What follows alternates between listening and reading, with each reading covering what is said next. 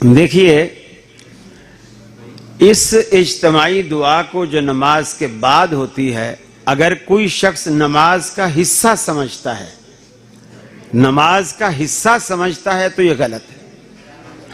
اگر کوئی اپنی ضرورت سمجھتا ہے اور وہ سمجھتا ہے کہ مجھے ضرورت ہے، اللہ سے میں مانگ رہا ہوں، تو اسے مانگنا چاہیے۔ مولانا اسماعیل سلفی رحمۃ اللہ علیہ وہ اکثر فرضوں کے بعد دعا مانگتے تھے۔ مولانا اسماعیل سلفی اکثر فرضوں کے بعد دعا مانگتے تھے۔ کسی اہل حدیث نے ان سے جا کر کے کہا کہ حضرت آپ فرضوں کے بعد دعا مانگتے ہیں اور باقی اہل حدیث علماء جو ہیں وہ اس سے منع کرتے ہیں، تو اب ہم کیا کریں، آپ کی بات مانیں یا ان کی بات مانیں؟ تو انہوں نے مسکراتے ہوئے کہا اس اہل حدیث لڑکے سے کہ بیٹا ہو سکتا ہے ان کی ساری ضرورتیں پوری ہو گئی ہوں، میری تو ابھی بہت ساری ضرورتیں باقی ہیں۔ تو آدمی ضرورتاً اگر مانگتا ہے، اللہ سے مانگ رہا ہے نا، ضرورتاً مانگتا ہے تو اس میں کوئی قباحت نہیں۔ اور میں اکثر اس سوال کے جواب میں یہ بات ضرور بتاتا ہوں، کئی سال پرانی بات ہے، کراچی کے اندر مفتی صدیق صاحب تھے، وہ فوت ہوئے، اس کا جنازہ پڑھا گیا۔ سولجر بازار ایک علاقہ ہے کراچی میں، وہاں دارالحدیث رحمانیہ ہے، اہل حدیثوں کا ادارہ ہے، اور تقریباً چونکہ وہ عالم فوت ہوا تھا تو اہل حدیث کے تقریباً سارے علماء کراچی کے وہاں جنازے میں آئے ہوئے تھے۔ ایک صاحب نے جنازے سے پہلے نماز پڑھائی، نماز پڑھا کر جب وہ پبلک کی طرف رخ کر کے بیٹھا تو پہلی صف میں، بھئی آواز نہیں کرو یار، چائے بند کرو اس، ایسا لگ رہا ہے گوجرانوالے والوں نے کبھی چائے پی نہیں زندگی بھر، پہلے ابھی پی رہے ہیں پہلی بار، مل جائے گی چائے، کام کا پریشان ہے۔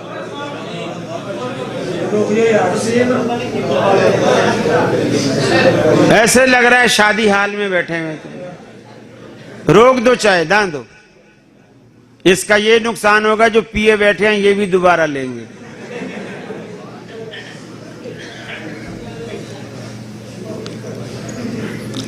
تو پہلی صف میں ایک بزرگ بیٹھے تھے، جب امام صاحب نماز کا سلام پھیر کر مقتدیوں کی طرف رخ کر کے بیٹھے تو اس بزرگ نے کہا امام صاحب میں بیمار ہوں، میرا کل آپریشن ہے، آپ میرے لیے دعا کریں۔ تو مولوی صاحب چپ کر کے بیٹھے رہے، وہ سمجھا کہ انہوں نے سنا نہیں، تو اس نے دوبارہ ذرا زور سے کہا کہ مولوی صاحب میں بیمار ہوں، کل میرا آپریشن ہے، آپ میرے لیے دعا فرمائیں۔ تو اب مولوی صاحب بولنے لگے بیٹھ جا بابا بیٹھ جا، سن لیا میں نے، یہ دعا کرنی بدعت ہے۔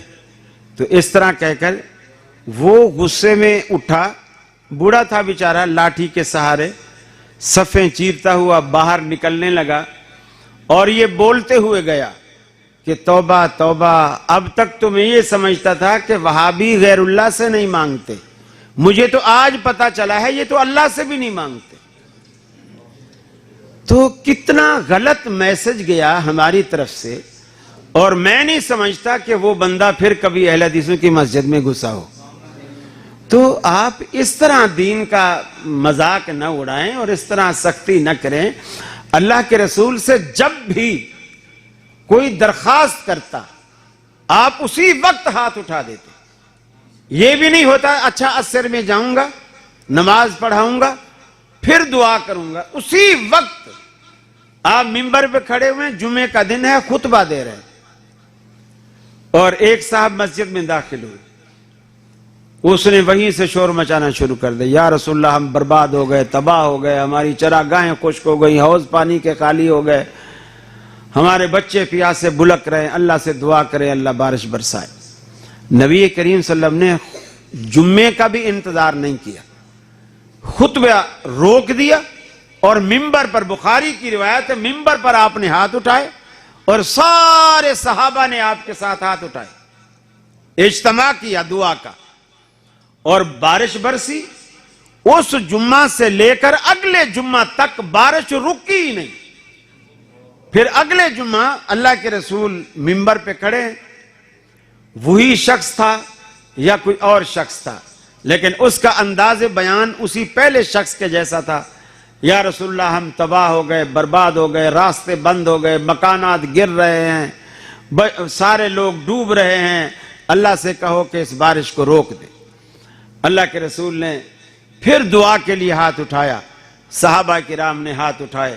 آپ نے فرمایا اللہ ہمارا مدینہ اس بارش سے سیراب ہو گیا ہے، اب ہماری ضرورت پوری ہو گئی ہے، اب ان بادلوں کو وہاں لے جا جہاں اس کی ضرورت ہے. پھر بارش رکی تو اللہ کے رسول سے ابو ہریرہ نے آ کر کے کہا کہ یا رسول اللہ میری اماں بہت مجھ سے پیار کرتی ہے، میں اس سے پیار کرتا ہوں، لیکن وہ اسلام پہ نہیں ہے، وہ اسلام پہ نہیں ہے، اور اس نے یہ قسم کھائی ہوئی ہے کہ تو جب تک اسلام نہیں چھوڑے گا میں روٹی نہیں کھاؤں گی. وہ روٹی نہیں کھائے گی تو مر جائے گی.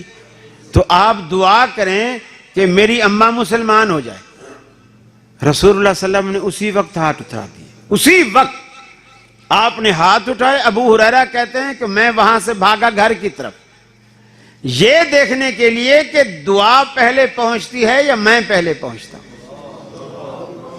فرماتے ہیں کہ میں دروازے پہ گیا تو مجھے پانی کی آواز آ رہی تھی، جیسے کوئی نہاتا ہے اور نہانے کی آواز. میں سمجھ گیا امی نہا رہی ہے، اور میرے دل میں یہ بات گھنٹی بج گئی کہ دعا مجھ سے پہلے پہنچ چکی ہے. میں نے دروازہ بجایا، اماں نے نہانے کے بعد وہ دروازہ کھولا اور مجھے کہا بیٹا جہاں تو جاتا ہے مجھے بھی وہاں لے چل. تو دعاؤں کے ثمرات ہیں، دعاؤں کے اثرات ہیں. وہ فرض کے بعد یہ بھی روایت ہے کہ فرض کے بعد دعا قبول ہوتی ہے، فرض کے بعد دعا قبول ہوتی ہے. ہاں یہ الگ بات ہے کہ جب آپ سلام پھیر لیتے ہیں تو آپ آزاد ہیں. امام کے پیچھے جو آپ پابند تھے کہ یہ اٹھے گا تو ہم اٹھیں گے، یہ بیٹھے گا تو ہم بیٹھیں گے، یہ سلام پھیرے گا تو ہم پھیریں گے، اب آپ آزاد ہیں. اگر امام دعا مانگ رہا ہے اور آپ کا دل نہیں چاہ رہا آپ نہ مانگیں، جانے کو دل چاہ رہا ہے آپ چلے جائیں. یا امام کو آج جلدی ہے، وہ سلام پھیر کے چلا گیا ہے، آپ کا دل دعا مانگنے کا چاہ رہا ہے آپ دعا مانگیں، کوئی حرج نہیں ہے. دیکھیے اللہ تعالیٰ نے سلام کے بعد آپ کو دعا کے لیے اس لیے آزاد کر دیا ہے کہ ہر بندے کی ضرورت الگ الگ ہوتی ہے، ہر بندے کی ضرورت الگ الگ ہوتی ہے، اور ان ضرورتوں کا امام کو پتہ نہیں ہوتا ہے. مثال کے طور پر میں شادی شدہ ہوں، میرے بچے بھی ہیں، میں دوسری شادی کی خواہش نہیں رکھتا ہوں، اور میں اب جب نماز پڑھتا ہوں نماز میں کبھی بھی میں نے اب یہ دعا نہیں مانگی کہ یا اللہ میری شادی کرا دے، کبھی نہیں. لیکن آپ میں جو کنوارے بیٹھے ہیں ان کو تو پانچوں وقت یہی دعا چاہیے، اور اب وہ میری دعا پہ اگر رہیں گے تو وہ ساری زندگی کنوارے رہیں گے. تو اللہ تعالیٰ نے آپ کو ایسا آزاد کر دیا کہ ہر بندہ اپنی الگ الگ ضرورت اللہ کے آگے رکھے. جی کس کی منت ماننا چاہیے؟ پانی ڈالنا. منت اللہ سے مانگنی چاہیے. منت ہوتی ہے کہ بندہ یہ کہے کہ یا اللہ میرا تو یہ کام کر دے، میں اس کے بدلے میں یہ کروں گا، 10 روزے رکھوں گا، میں اتنے نفل پڑھوں گا. لیکن ایسی منت وہ مانے جو وہ کر سکے.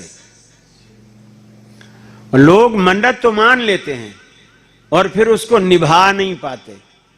اب ایک بوڑھا آدمی ہے جو بالکل کرسی پہ بیٹھ کے نماز پڑھتا ہے، اب وہ یہ منت مانے یا اللہ میرا یہ کام کر دے میں 10,000 نفل پڑھوں گا. ارے تو 100 نفل پڑھ لے بڑی بات ہے، تو 10,000 کہاں سے پڑھے گا؟ تو یعنی ایسی منت مانے جو وہ کر سکے اور وہ غیر شرعی بھی نہ ہو. جیسے مریم علیہ السلام کی ماں نے نظر مانی تھی کہ اللہ مجھے بیٹا دے، میں اسے تیرے نام پہ آزاد کروں گی. اللہ تعالیٰ نے بیٹی دے دی، پھر بھی انہوں نے آزاد کیا اسے. تو مقصد کہنے کا یہ ہے پھر وہ منت کو پورا بھی کرے. یہ نہیں کہ مان لی اللہ نے بیٹا دے دیا تو اب جو آپ نے مانا تھا اب اس کو آپ بھول گئے. نہیں, اس کو منت کو پھر پورا کرے. واشانا رب رحمان دیا, واشانا رب